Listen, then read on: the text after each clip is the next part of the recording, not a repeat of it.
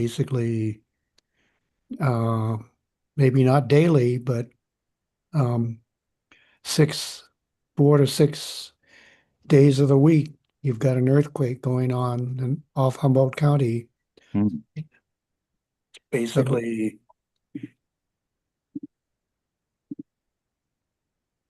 Tough. I personally, my experience is, you know, and we've got a lot of classes that we teach here in Southern California and in Los Angeles in particular.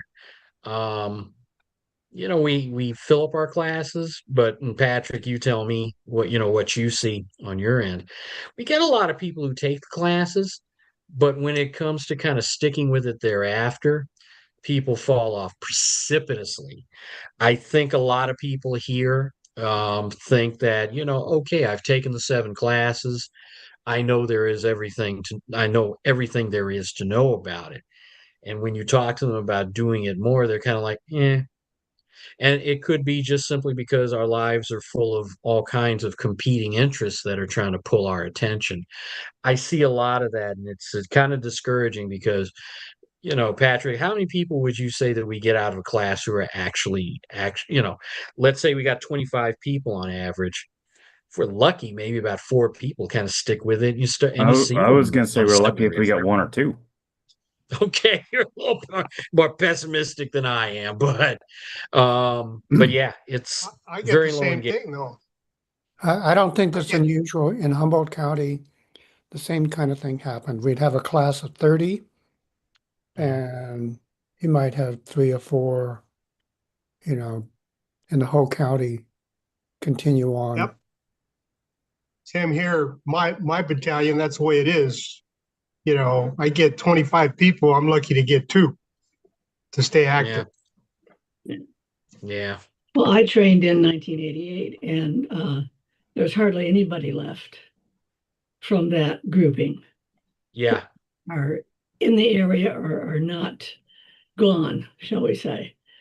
yeah, It's and to try and get new people in our particular area, which is in Jose's battalion, is really tough because the youngers have 92 things to do today yeah, with children and their jobs and so on and so forth, that it's And very difficult to get anyone to commit to the time, first of all, Hmm. if they do, to do anything more, because we haven't had an earthquake recently. you would think that after the fires last year, you'd get some sort of renewed interest in something in disaster relief. But it's kind of discouraging to hear that because I think, well, whatever happens, then you're going to get sudden Excuse me. interest and then it's going to fall off. Well, the Yeah. Palisades groups, Battalion 9, that covers Palisades. Uh, Patrick over there, he has classes going every other month, and people show up for the classes, but that's it.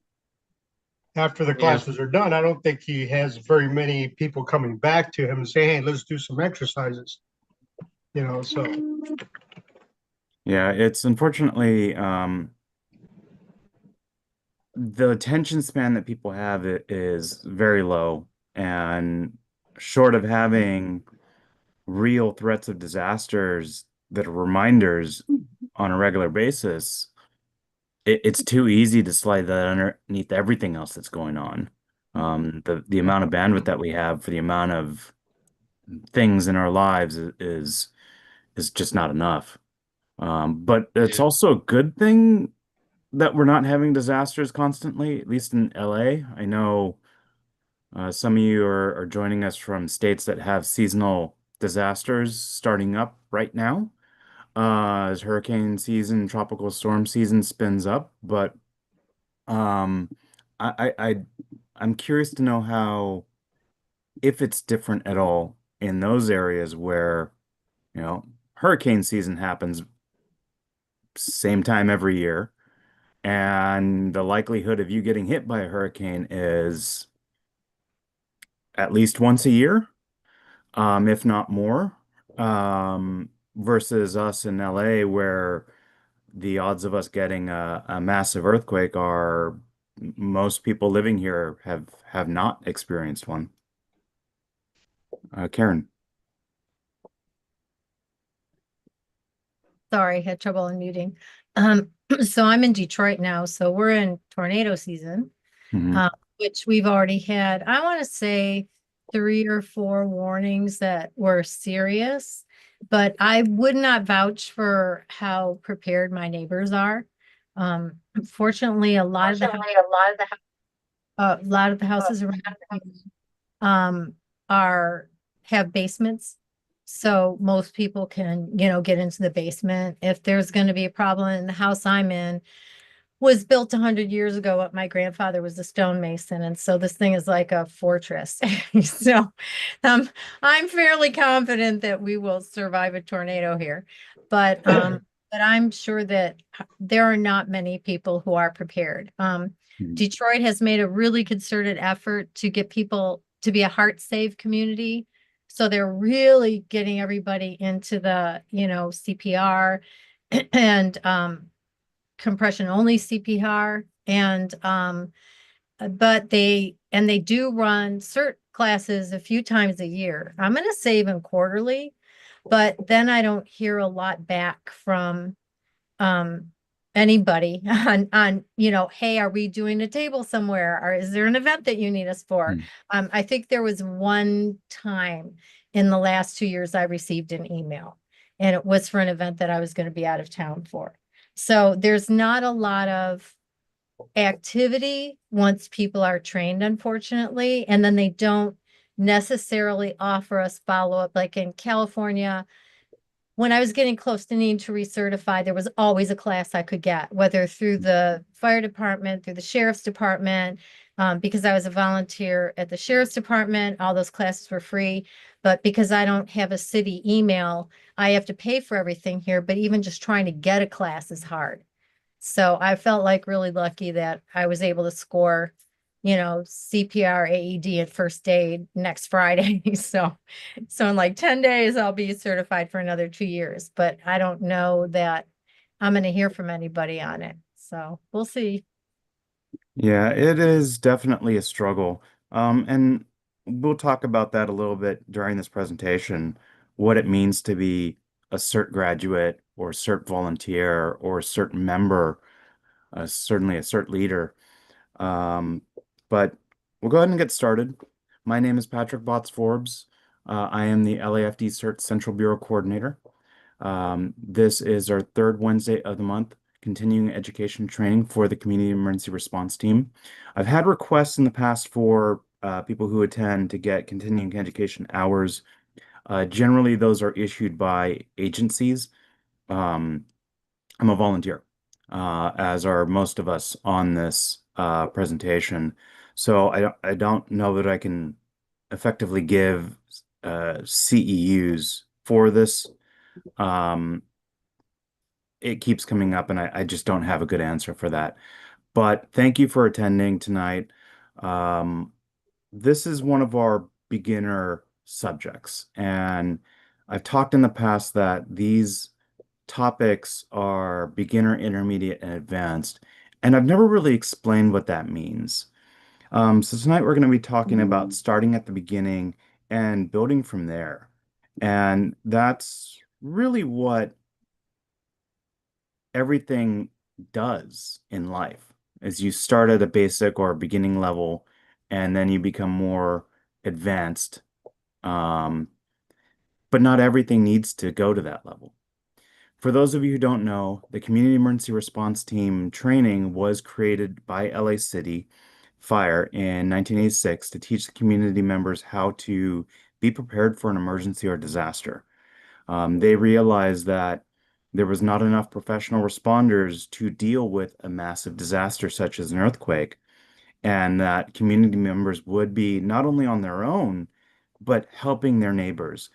And they really wanted to give them the skill set needed to be able to help their neighbors safely, but also productively. And so the class teaches you how to harden your home, in order to reduce risks of fires, gas leaks, water damage, things that would impact you.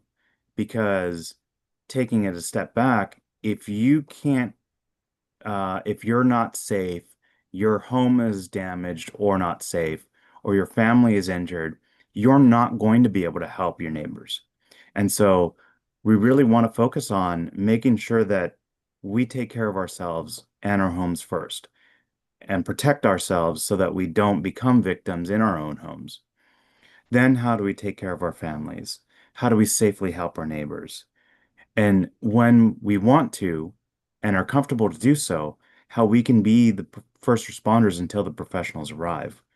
Once the professionals arrive, then we can become a force multiplier for them, assisting them and giving them extra sets of hands, doing things that would maybe take another firefighter off the fight with a fire, or um, by providing assistance, maybe keeping the crowd away, keeping hydrating firefighters who are coming out of a blaze, providing that kind of assistance. And as I talk through this, you can see how it's building. You don't need to go to that level where you're helping the firefighters out, but you can stay taking care of your family and your home so that you don't become a victim there. And most importantly, as I said, not bringing a victim to an incident.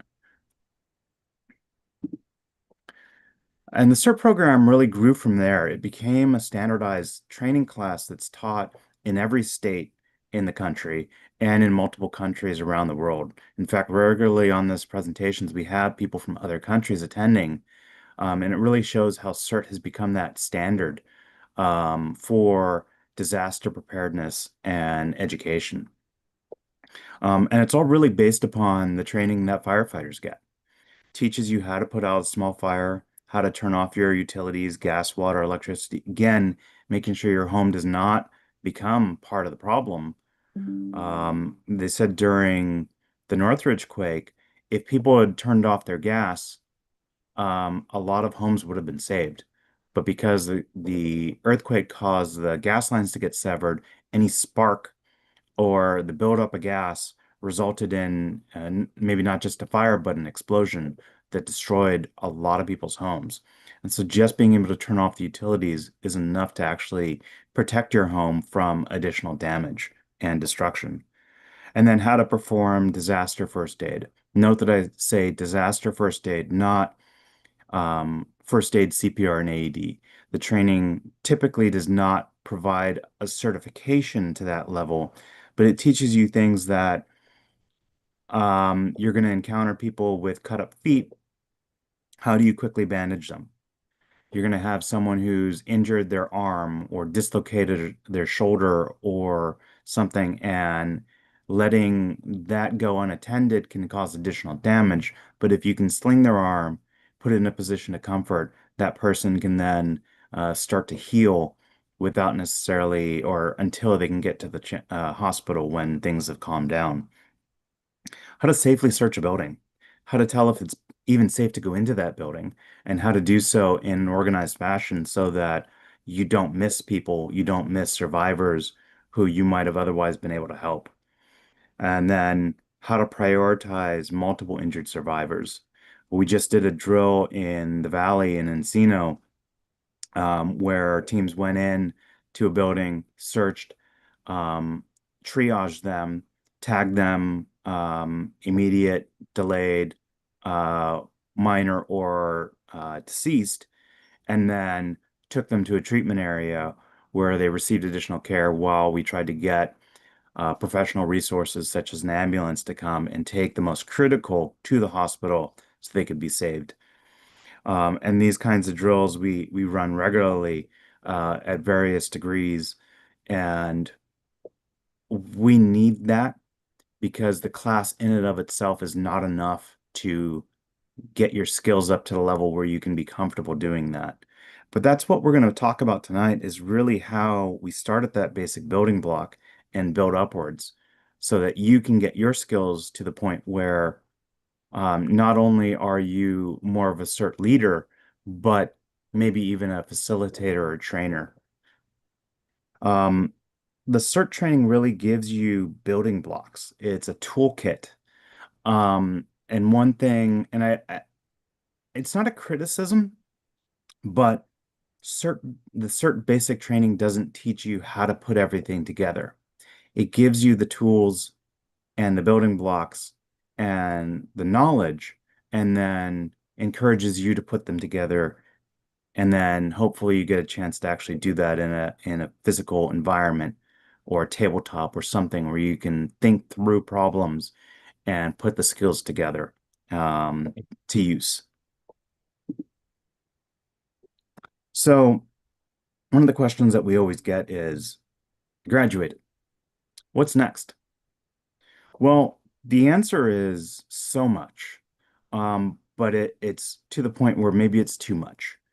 Um, and it can, a lot of times I even get criticized in these presentations that the amount of information that I give is almost like drinking from a fire hose.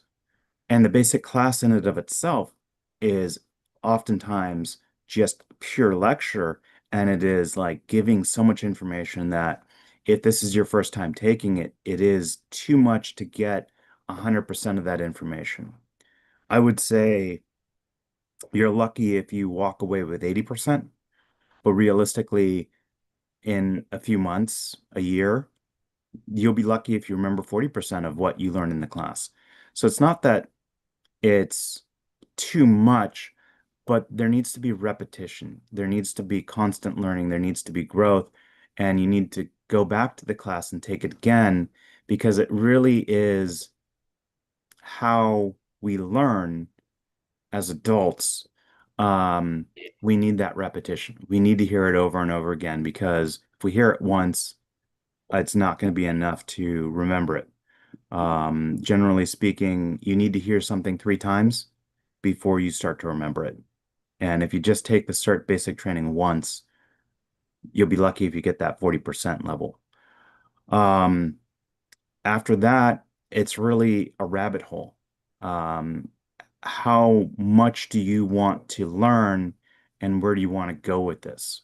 If you want to just take care of your family and your home, great. That's wonderful because that means the firefighters don't have to worry about you.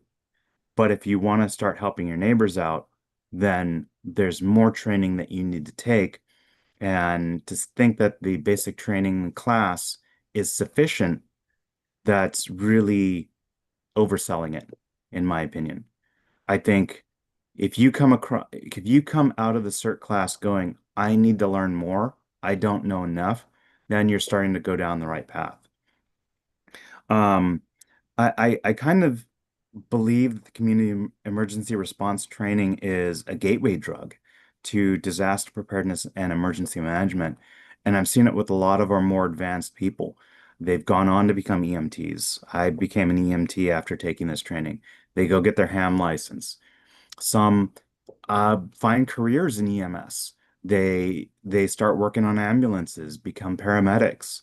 Some go into emergency management professionally. There's so much that you can learn, and CERT is really the beginning, the entry, the gateway drug for all of that. Um, but as we were kind of discussing earlier, there's a lot of options, but very little guidance. And that kind of really is, unfortunately, one of the weaknesses of the CERT program is they think that it is something packaged that can be handed out and then forgotten about. And it really needs a strong hand in the leadership side to guide graduates on how to become CERT members, how to become CERT leaders, how to become facilitators who teach and help grow the next generation of CERT members. And it really is part of a choose your own adventure. Because some people love the medical stuff. Some people, like Chin, um, constantly say he doesn't. But the reality is that if he needs to, he'll get his hands bloody. He'll do what needs to be done to get to save lives. And that's where the beginning, intermediate, advanced topics come into play is everyone can be beginners at everything. You don't need to be an expert. You don't need to be an EMT. You don't need to be an amateur extra to communicate on the radio. You don't need to have extensive IT background to use a Meshtastic radio to be able to communicate. You can get a little bit and start to build there to your comfort level and still be able to be flexible and have capabilities and additional tools in your toolkit. It is important to realize that CERT is a marathon, not a sprint, because I think a lot of people get overwhelmed by how much there is to do. And certainly, if you said, become a ham radio operator, get your EMT license, start developing staging area kits and teams, and take all the ICS classes, and then become an expert at running a team, it can scare people off and probably does. So we want to encourage people to really take their time, but give them opportunities to learn at the pace that they're comfortable learning at. Understanding that if you take a class and you're not an expert at it after you finish the class, that is not a problem or anything about you and your learning capabilities. It is the reality of things that it is a lot, and we all have our strengths and weaknesses. And as we age, learning is more difficult. Having to take a class over and over again is not a problem and shouldn't be considered something bad. However, we also do want to acknowledge that sometimes basic is comforting. And to say, I can do the basics and I don't need to do more than that, I think actually hinders you. You become comfortable and complacent. And in order to be an expert at the basics, I think you need to have experience with the more advanced topics. The major thing is just to not be overwhelmed by any of this. Really take this one step at a time, and more importantly, one opportunity at a time. We get a lot of people who register for these classes. We're at 48. Um, there was definitely probably at least 80 people who signed up for this, maybe 90 people who signed up for this class. And we see constantly that there is about a 50% no-show rate. And that's the problem when you offer something for free. You say, we have this training. People say, yes, I want to take this training. And then when the time the class comes, they go, but I need to cook dinner, and oh, this drill is at 8 o'clock in the morning. I have to wake up early. I'll just go to the next one. I'm sick and tired of people saying that they'll just go to the next one. When are you doing this topic again? Maybe next year? Maybe in 2 years? Um, yeah, we all have other conflicting priorities in our lives, but the opportunities that we have, we should really take advantage of them and not expect something to happen again for the sake of giving it up now.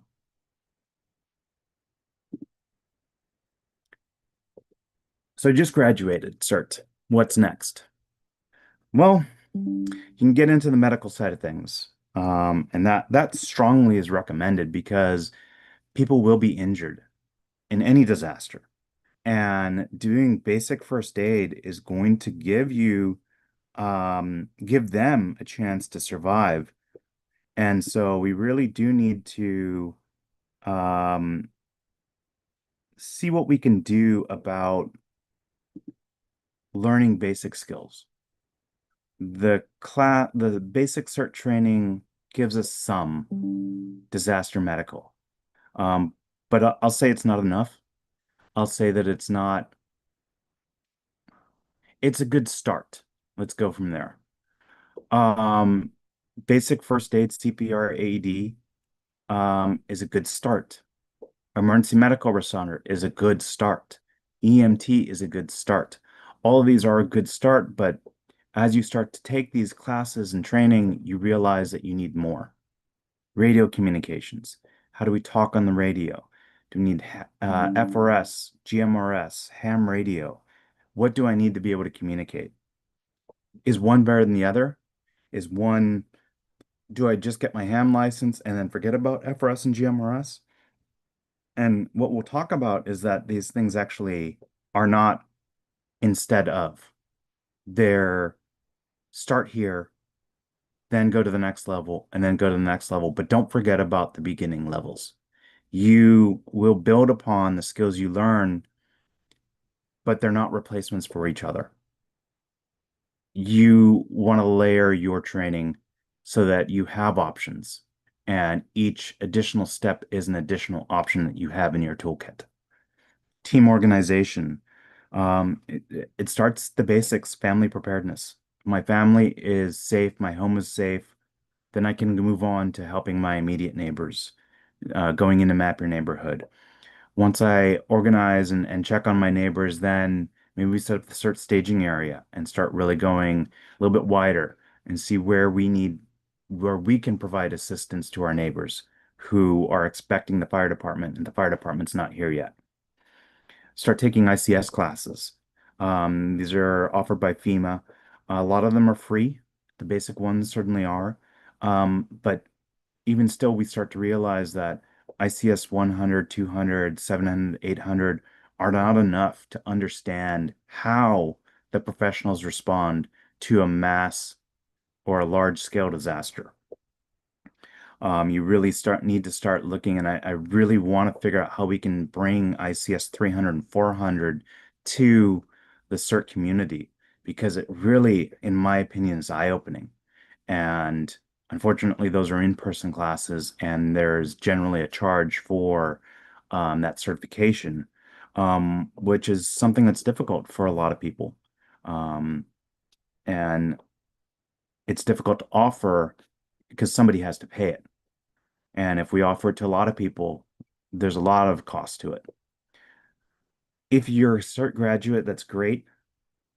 You're not necessarily a CERT volunteer yet.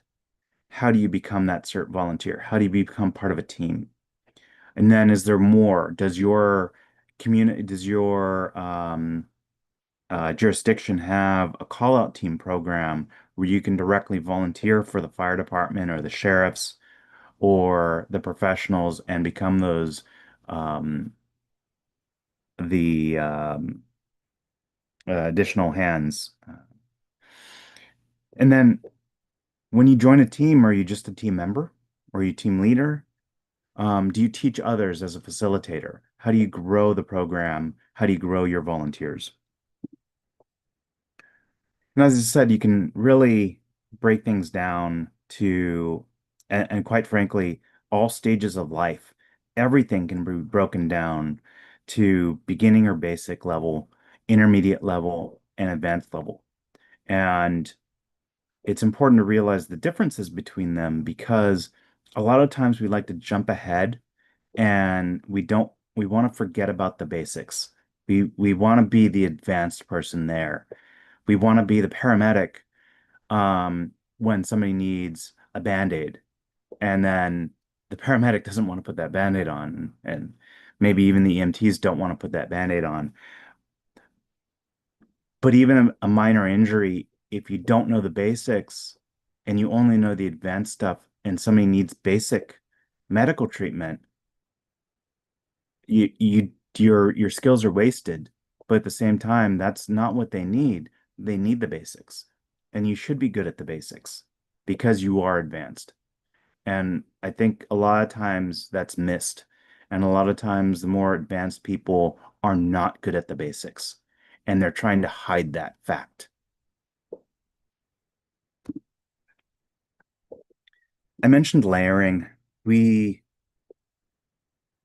we layer things and view skills and training and options as layers, we realize that you're going to have gaps. in your training and skill set and options and equipment. And the more layers you have, the smaller those gaps are going to be. Emergencies and disasters are complex by definition. They're complicated. There is no one perfect solution that will solve all problems. In fact, there's no one plan that will not have failures in it, that will always work according to plan. Technology fails all the time. Plans fail constantly. But if you have multiple options and you have a baseline of training and understanding, you know where that roadmap is, what the basics of the plan is. If you have a hiccup in the plan, you know how to go around it and get back on plan. That requires you to be flexible and ready to adapt. It requires you to have multiple options. If you have only one option and that option fails, you have no other options. And that's a problem. But if you have multiple options and one doesn't work, maybe the second one doesn't work either, or the third option, but maybe the fourth and fifth options do.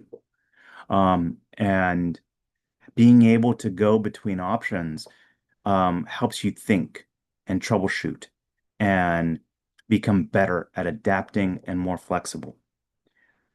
I think the most critical skill that we have as CERT graduates and CERT volunteers and CERT members, CERT leaders is our flexibility. We don't know what we're going to encounter. We've been given a toolkit. In the toolkit are the basics. If we've added to the toolkit and we've grown our tools and we have equipment and additional skills, then when we need to be flexible, we'll have what we need to actually accomplish the mission. And that's saving lives, helping our neighbors. Even just be reassuring. If there's nothing we can do, we can reassure someone, calm them down. That actually helps. But if we're panicking because we don't know what to do ourselves, we don't help anybody. We really want to look for and anticipate gaps. If you see a plan and you see someone's, these are my emergency supplies.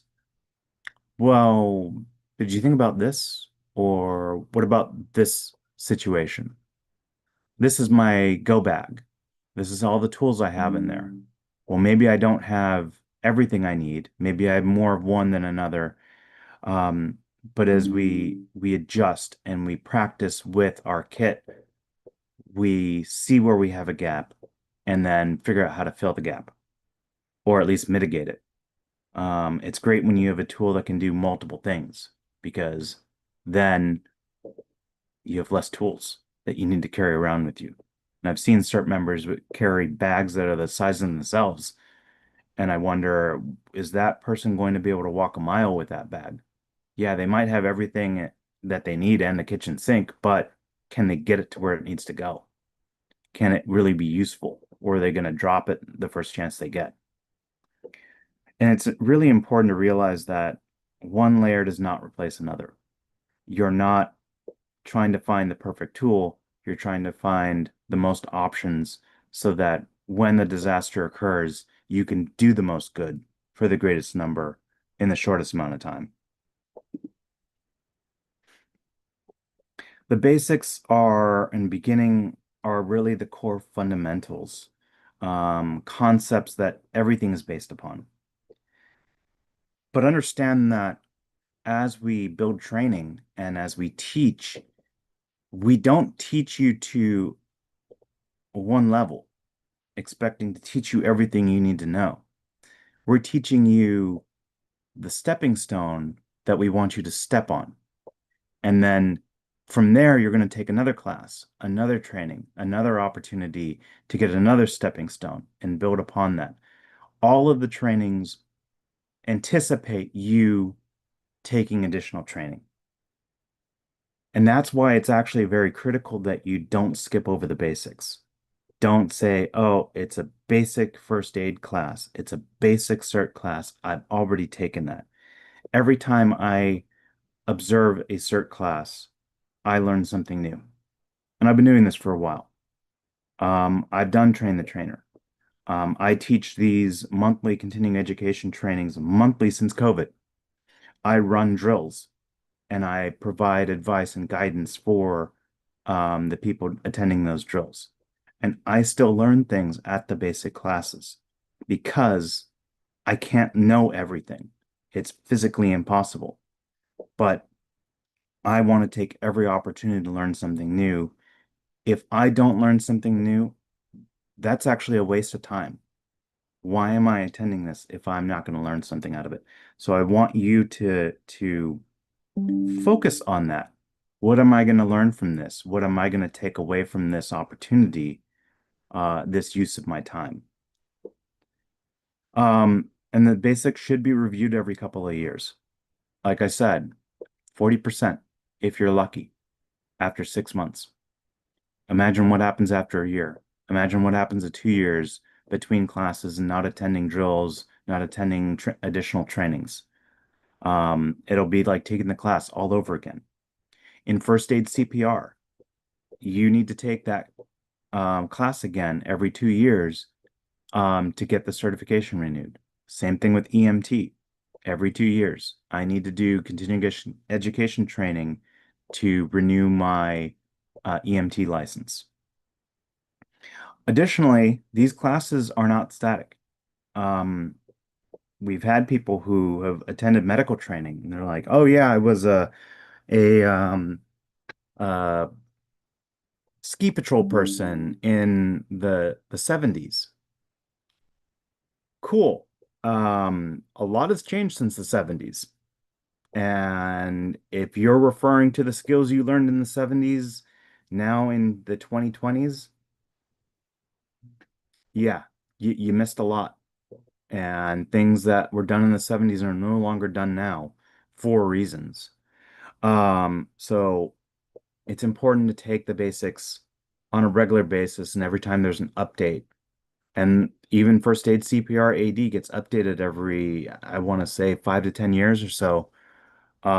So it's important to get those updates so you remain current and know what the changes are because the changes are based upon real world experience. The changes are based upon we've been doing this and it hasn't been going well.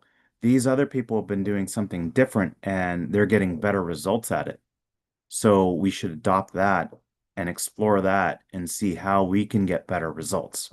Because in the end of the day, it's about saving lives.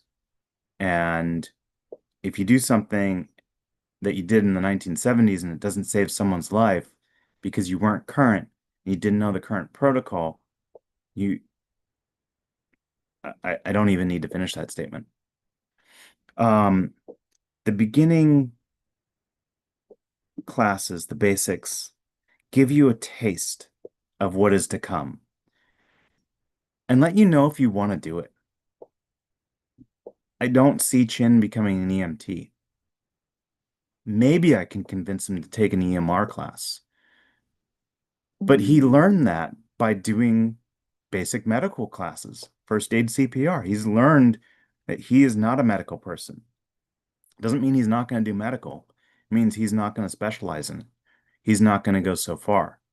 I may try and twist his arm, but you need to know your limits. Get a taste of it. If you want to learn more, you're going to know that. You're going to feel it. You're going to desire it. You're going to crave it. But if it's not your thing, then take advantage of it.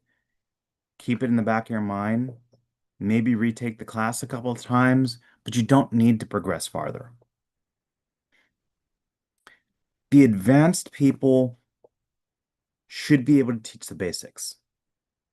And I say this because teaching actually forces you to understand the subject matter better so that you can explain to others. And I'll talk about this again, but I think it's impossible for someone to be an expert at the basics without being able to teach it. Intermediate, really, I didn't know what to say here. It's kind of in the middle. It builds upon the basic concepts. Duh. and usually makes you realize that you don't know enough. And then I duplicated the slide, and for advanced, it builds upon the basics and intermediate concepts and usually makes you realize that you don't know enough. As you start to dive down this rabbit hole and start to take more training, you're going to realize that you need more training. You will never be an expert, even if you are an expert. There will always be more to learn, and that is natural and it's good.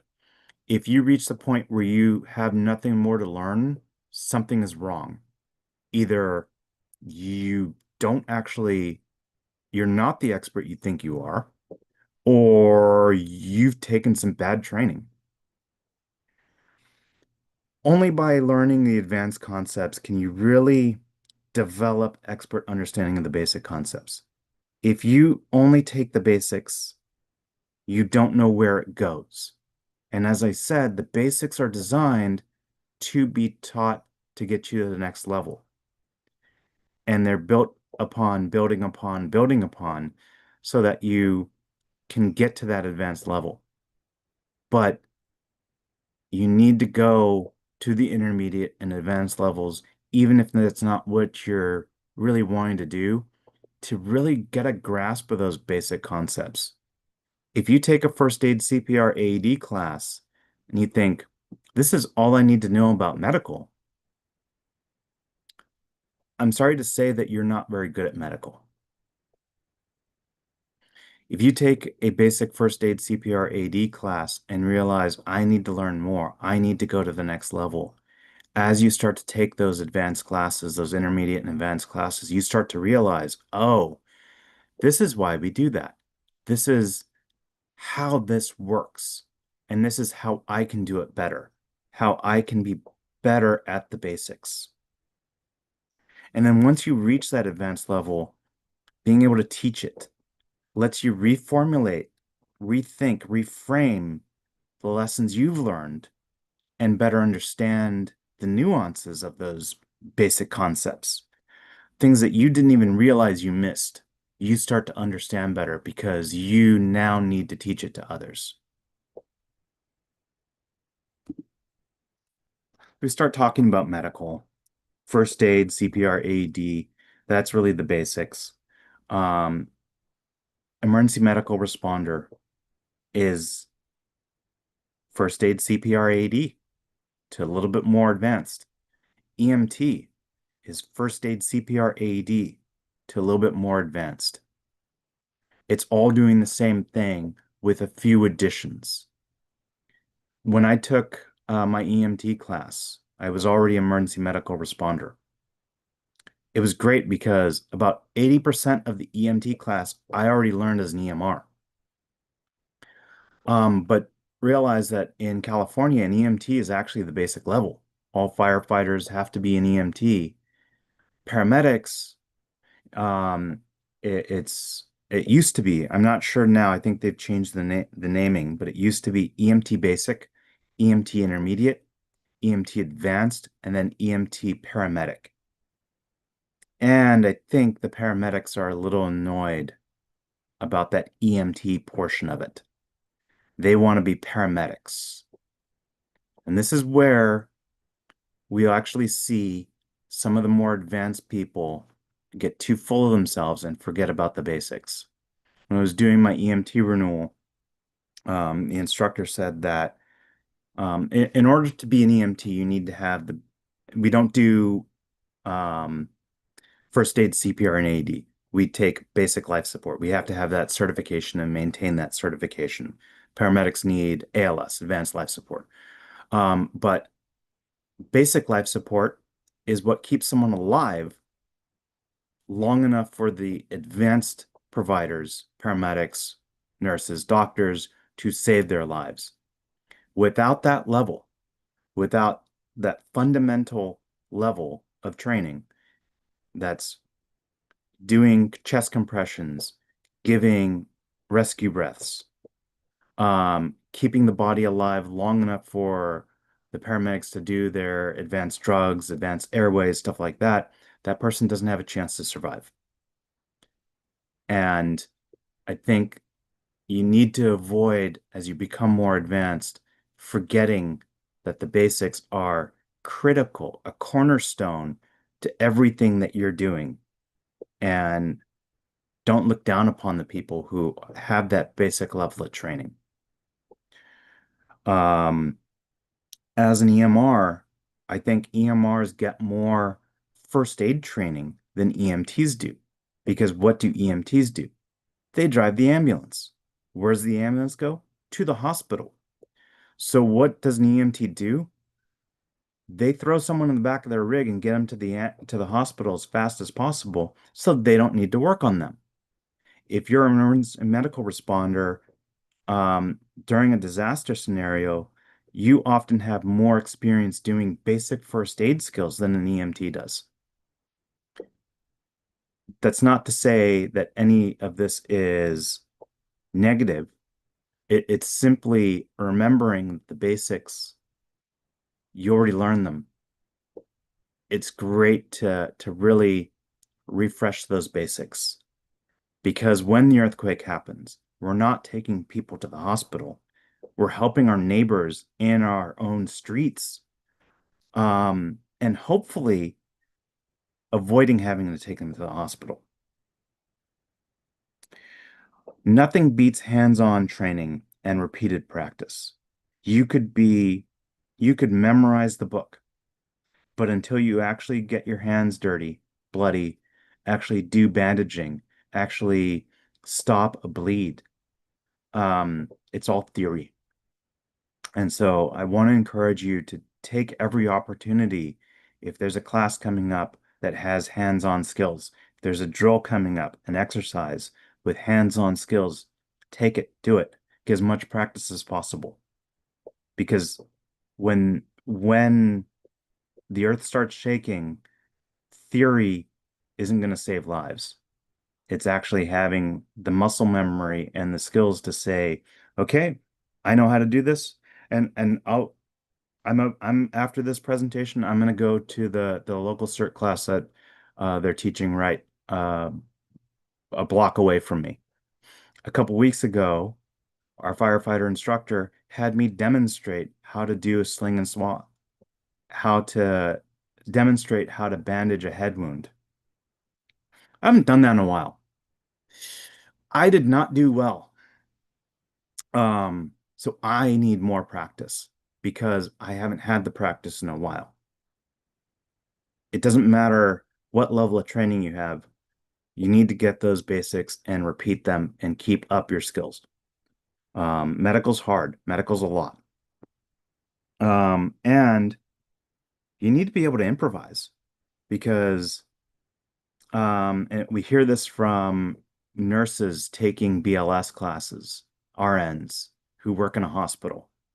Like, okay, you have someone that goes down in front of you in a park or at an amusement park or in the supermarket.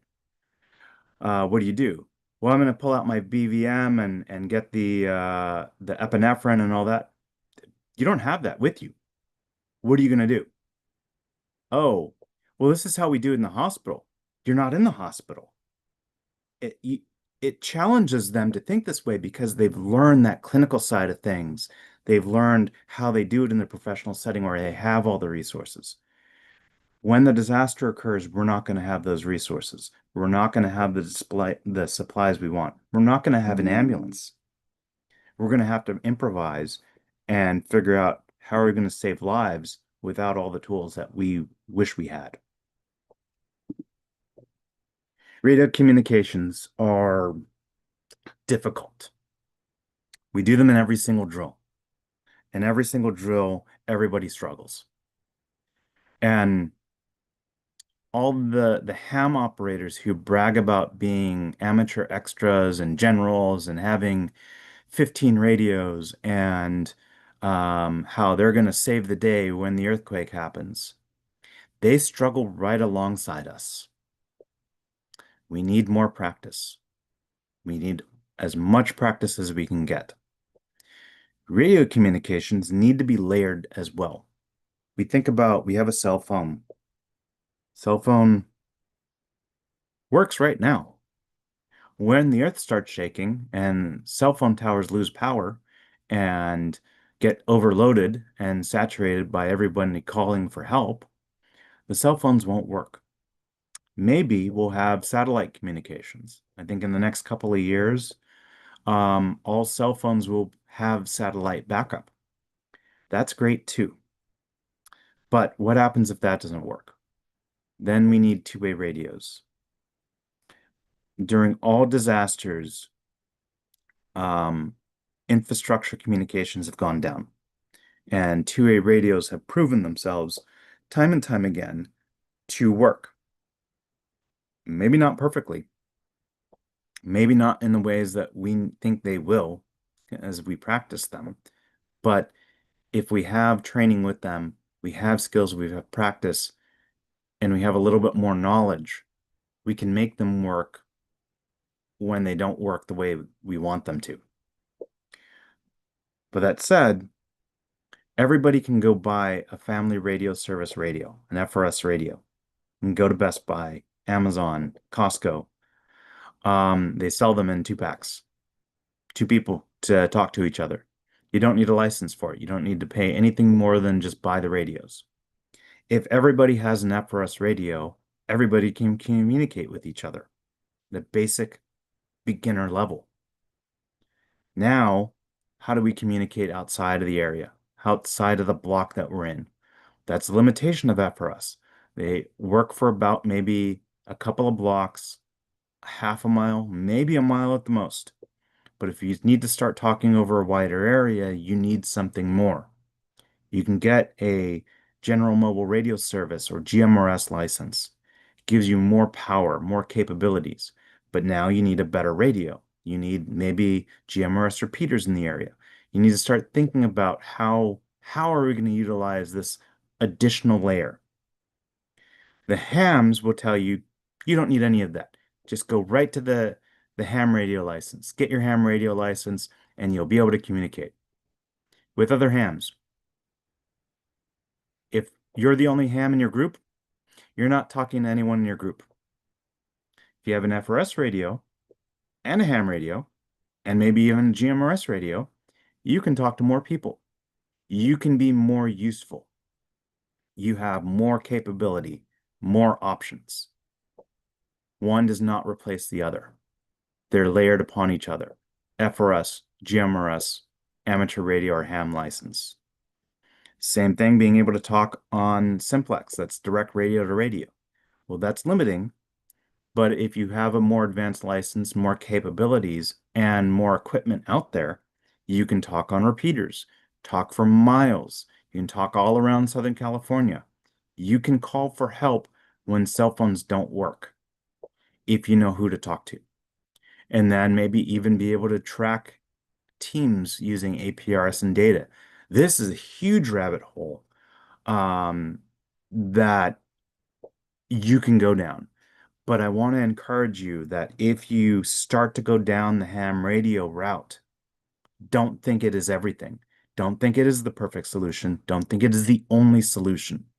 It is a layer on top of other layers. And you need to understand that. And as we see the ham radio operators struggle at the Encino drill, there was a real world incident that did not get communicated over FRS. It got communicated over ham and did not get done so correctly. I repeatedly said during the trainings, during a real world incident, you say real world 3 times. Real world, real world, real world. They said it once. And the people at the net control went, did they say real world? I don't know. And it dropped, and they did not pursue it. And the person next to me, who was the liaison for the ham radio operators, had zero connection to that at all. And we're looking across the street as people are coming out going, what's going on over there? No one's talking on the radio. Finally, someone walked across the street and said, in case you didn't realize, we had a real world emergency. We had all the radios and we did not communicate that effectively. We need to do better. We need more practice. We need to remember the training, and we need to not believe that we are the best and we don't need to do better. Off that soapbox, there is something that is starting to come up, and we're kind of playing around with it. It's called Meshtastic. That was kind of the first iteration of it, and it is being able to text messages, just like on your cell phone, you can text other people, but off grid, meaning we don't have infrastructure. If all the cell phone networks are down, we can still communicate Meshtastic radio to Meshtastic radio. And the radios look different. There are different radios out there. This is a battery bank that has been running for 3 weeks and still has 40% charge. This is it's like a BlackBerry device, which I don't need a cell phone to be able to communicate through. This will last about a day, maybe less than that. There's a lot of options out there. The initial Meshtastic testing we did in LA did not go well because there's limits. Every radio repeats itself, and that way you can spread communication out. If you hear someone transmitting to you, you retransmit it to someone else, and that person retransmits it, your message can go far. If there are 100 nodes retransmitting that one message, it starts to spiral and collapse upon itself. And that was the limitation that we saw. I could see 130 other Meshtastic radios out there, and that was a problem. A couple weeks ago, or more than a couple weeks ago, I guess, started exploring MeshCore, which changed how it's not every radio that repeats, it's specific repeaters that repeat. And our companion devices just transmit locally. A repeater picks it up and then retransmits and does so in a better fashion, more organized fashion for a larger metropolitan area. And so we've been able to successfully communicate from West LA all the way out to where I work outside of LA. And we've had communication from Irvine all the way up to Santa Barbara and Ventura. It's still not at the point where we say everybody should get this. However, it's promising. This is not a replacement for any of the other layers of communication. It's another layer on top of that. You can see how we're building, and there's new technology coming out, and we're learning more. And not everybody needs this. But if you are interested and you're in the LA area, wcmesh.com has a good guides on what you need to do.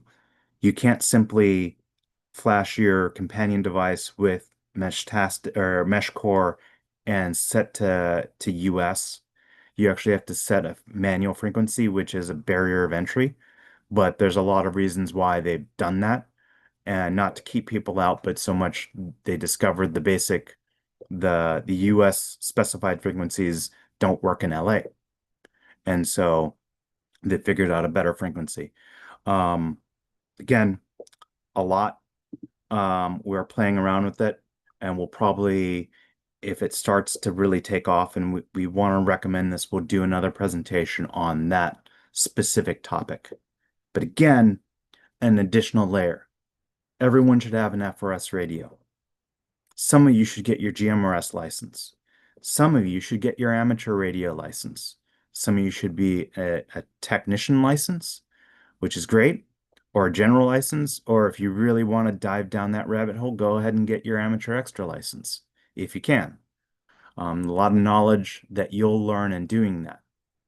But that doesn't mean you should forget about FRS. Team organization is really the core of what we're talking about at CERT, having taken the CERT training. I think there is a misbelief that CERT is an organization. It is training. It is basic training. What we do with that training is we start to build teams, organize our neighborhoods, so that when the earthquake happens, we don't need the fire department to go tell us to help our neighbors. We just do so. We work together as a team to get our neighbors the help they need because a lot of people are going to be injured. A lot of people are going to lose their homes. And we see this in fires, we see this in hurricanes, we see this in floods. What we do in the first 30, 60 minutes after whatever happens will save lives. But it's built upon layer after layer. First, you got to take care of your family. If you're worried about your family members, you're going to be distracted. Someone's injured and you left them to go help your neighbors, you're going to be thinking about that in the back of your head. And that distraction could get someone killed. Focus on helping on your family first. Make sure your home is secured. Only when those two are met, then go help your neighbors. Because we don't want you worry about your family and then getting someone else injured. The next step is there's a program out there called Map Your Neighborhood. It really focuses on 20 household blocks, your immediate neighbors, help you get organized, help you have a 9-step plan on what to do right after that earthquake. Turn off gas and water, look for help signs, check on people who you know are maybe bedridden, on oxygen, have kids that are home by themselves, elderly, mobility challenged. Help the people, check on the people who are most likely going to need help. Go to neighborhood gathering sites, check in with each other, make sure everyone's okay. Because during an earthquake, the most injuries happen either during the earthquake or immediately after the earthquake as people are starting to clean up. So someone might be okay now, they might not be okay in a couple hours. And then from there, start to build that CERT response. Where are we going to go? Is there a staging area? Are we going to go to the local fire station? Are we going to go to the local sheriff's station? Are we going to go to this park? Do we have a location? Someone's has a kit next to their garage that we're going to meet at and start to really have an organized response to this. Don't forget to take care of yourself. Like they say on an airplane, when the oxygen masks drop, put yours on first before you put your kids on. Because if you become injured or sick, you can't help anyone else. If you go down, you've brought a victim to the incident, and someone needs to rescue you now. This is where we really fall short on the training is all CERT trained neighbors should know where to meet immediately after that disaster occurs. There's an earthquake, the power goes out, something, there should be steps that are taken by everybody. Turn on your radio, start checking in on the local channel. Do you have a local channel? This is where that organization comes into play. And expecting that a government agency, fire department, sheriffs, emergency management is going to come up with this plan for you is unfortunately naive. It's great if they do, but in most cases that I'm aware of, it's really the community that's going to have to come up with this. And then find out how bad things are and what you can do to help. Before we start, Chin, you have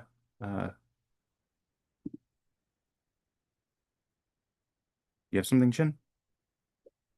Yep. Yeah, I just wanted to say before you got off of it, before you kind of moved on to your next slide, one of the most critical things, folks, you need to remember is that a lot of the agencies that Patrick mentioned, police, fire, definitely emergency management departments, they really want your communities to come up with their plan the plan of gathering and different things like that. Here in Los Angeles, the Los Angeles Emergency Management Department offers a program called Ryland, Ready Your Los Angeles Neighborhood. That is a program built off of the Map Your Neighborhood concept, but it is a program that is designed for you to get with your community and come up with that program. And it walks you through the entire process. And this is the LAEMD asking you to do that because, like Patrick said, um, they're not going to be able to do that, and their concerns will be different during a disaster. So I really wanted to put it out there and really emphasize that our governmental bodies and first responders, really want us to come up with our own plan, and they have resources for us to do it. Yeah, absolutely. Thanks, Jen. So part of integrating um, with the professionals is understanding what they're doing. And the CERT class does a good job of introducing us to the incident command system. But it's not enough. Um, it's really dry. It's hard. It's one of the harder classes to sit through, but also to really digest and understand. Um, the general recommendation, if you're a professional, EMT, police, fire, um, you work for emergency management, even probably like Parks and Rec, park rangers, will have to learn and take the four basic ICS classes, ICS 100 and IS 700. And these are available online for free through the FEMA website. ICS 100 and IS 700 are prerequisites for ICS 200 and IS 800. Those core four classes, ICS 100, 200, 700, 800, are the basis for the Incident Command System and the National Incident Management System. Everything else is built upon these. I think CERT would learn a lot more from the next series of classes, at least ICS 300. ICS 300 teaches you expanding incidents. What are we going to be dealing with in an earthquake? Expanding incidents. 100, 200, 700, and 800 are great in understanding what a fire engine pulls up on a burning house, and then a truck comes, and then a couple police cars and an ambulance, and now you have everyone reporting, you have multiple responders reporting to a single incident commander at one incident. It does not do a good job of taking it to the next level where we sit, understanding how when the earth stops shaking, or a hurricane hits, or a tornado hits, how you're going to have multiple agencies, multiple jurisdictions responding to this, and how we play the role of additional support at the ground level, or potentially even the initial first responders at that neighborhood level. And the reason why it's important to take these classes is because if we help and we want to keep helping, we need to speak the same language as the professionals do, or they will probably dismiss us pretty quickly. If we're not talking the same language and we don't seem to know what we're doing and how to integrate with them, we actually become a liability. So it's if everyone takes ICS 100, 200, 700, 800, that's great. I do not have a solution for how we can start doing 300. It is an in-person class. There's a cost for that certification. I currently teach it with the California State Guard, and the way we do it is we're able to provide the certifications for State Guard members, but I can't get CERT members into the class. I'm working on it. But I do want to reiterate, and I get on chin on this all the time, is the language is important. The language is specific and saying the right words. Someone who knows what they're doing will know that you're faking it if you don't use the correct language. And whatever doesn't cut it when you're trying to be showing that you know what you're doing. I it maybe isn't as critical. Maybe I'm reading too much into it and emphasizing it too much. But I think as we teach our members using the correct language appropriately and in the correct positions and the correct way, because if you've taken any of these classes, you understand that moving words around changes the meeting entirely.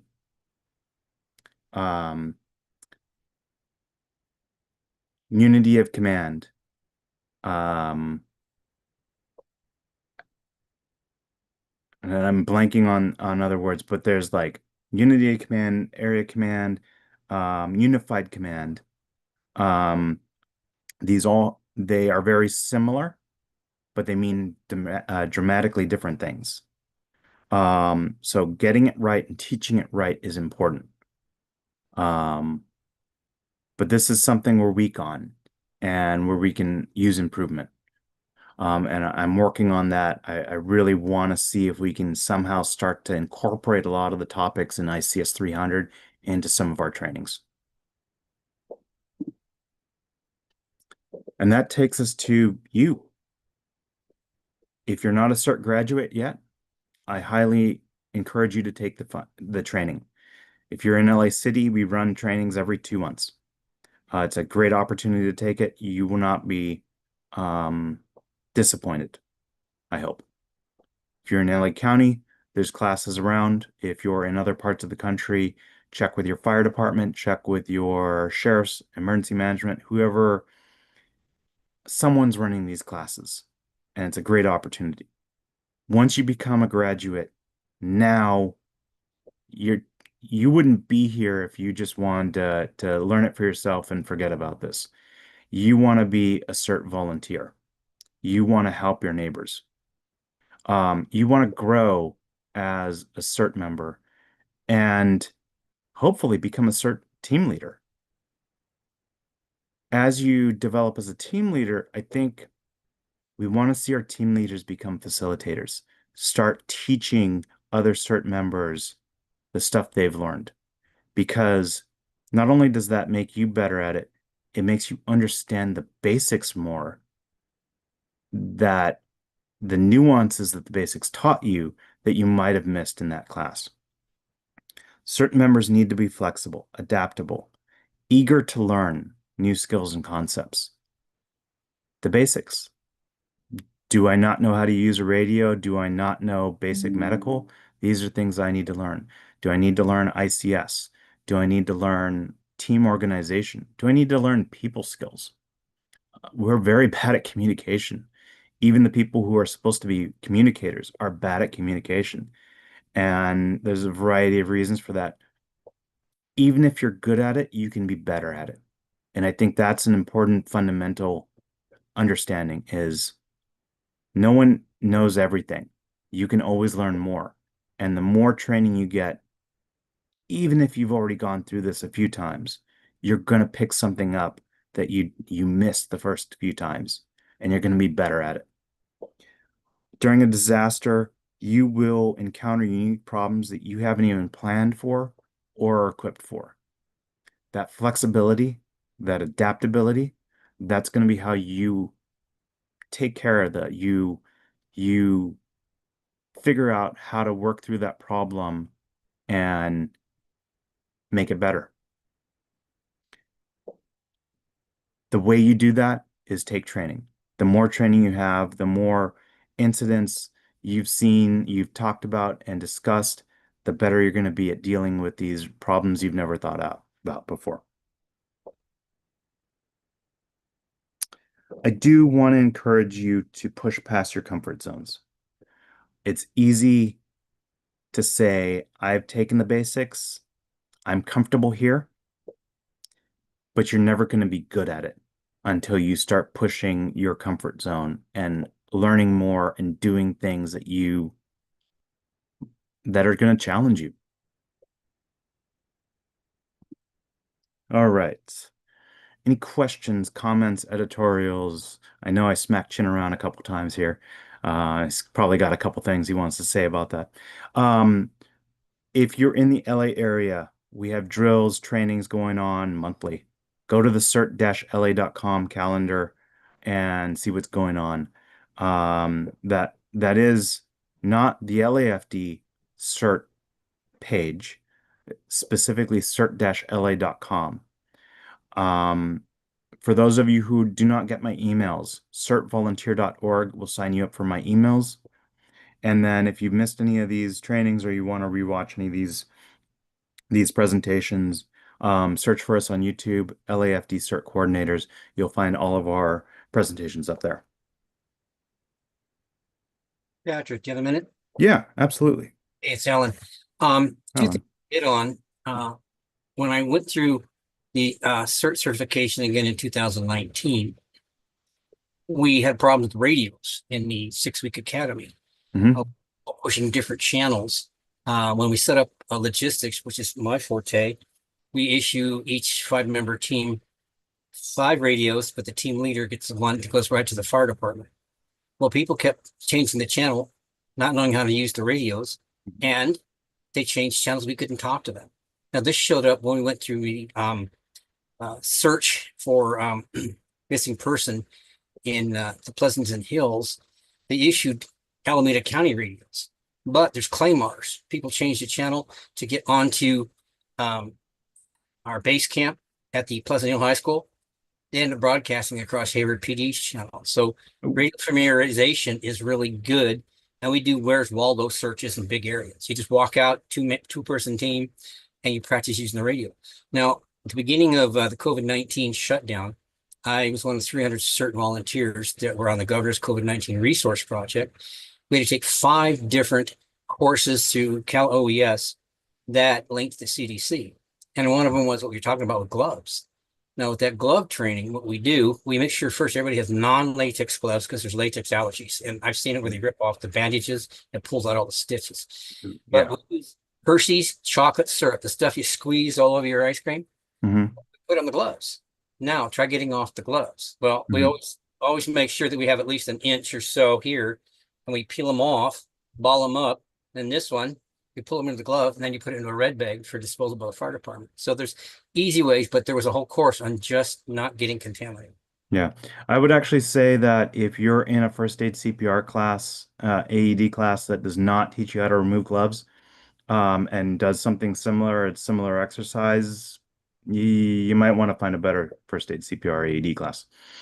But yeah, it's just the basics. Taking off your gloves without contaminating yourself.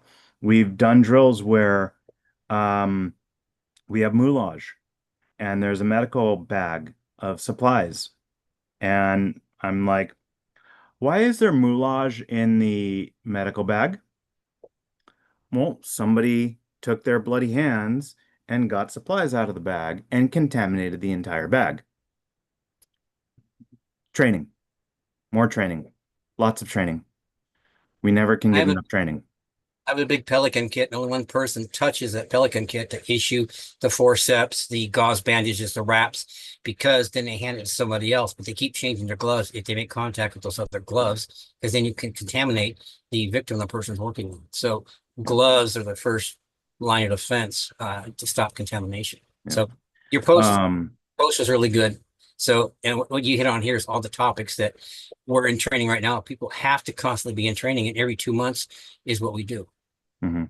Yeah, there's one reason why I was recommending our rescuers on the tarps be in pairs is because that second person can go at the supplies while the first person is hands-on. And that way you limit the cross-contamination that way. But yes, everyone needs to wear gloves and then change them as soon as they get contaminated. Any other questions, comments, editorials?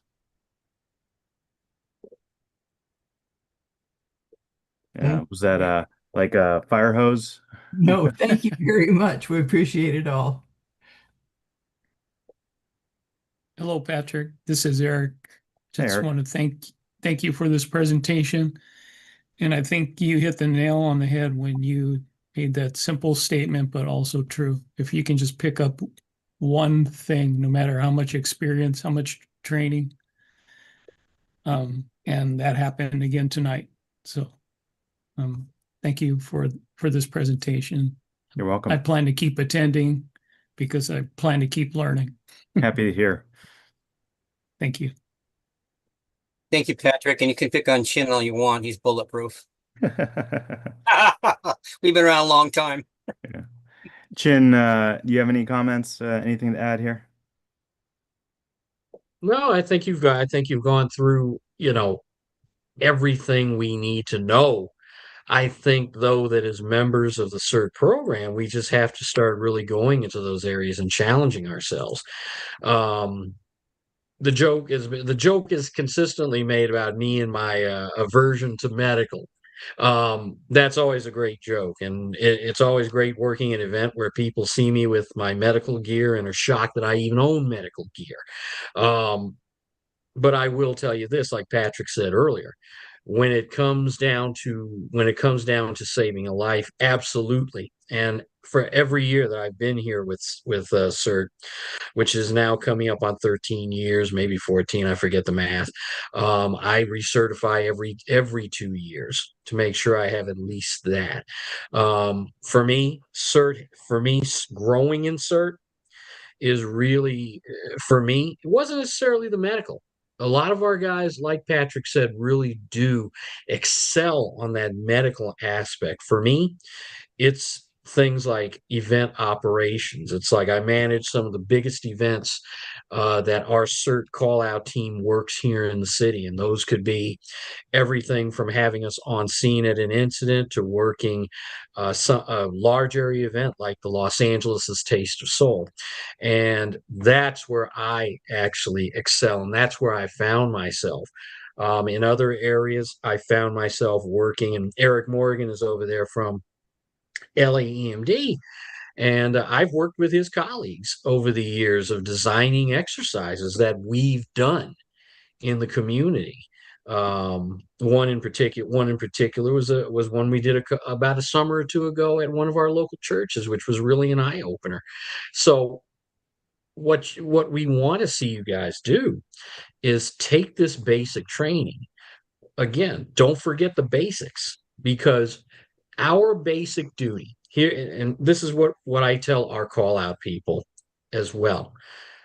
Our basic duty at the end of a day is that if there is a disaster in our city, and the disaster is not always the earthquake, it could be anything. We've just been told that we may have a very large El Nino, a historic El Nino that's supposed to be coming into Southland in fall and could really make winter really interesting for us. Our first duty is not to all those things that we're into.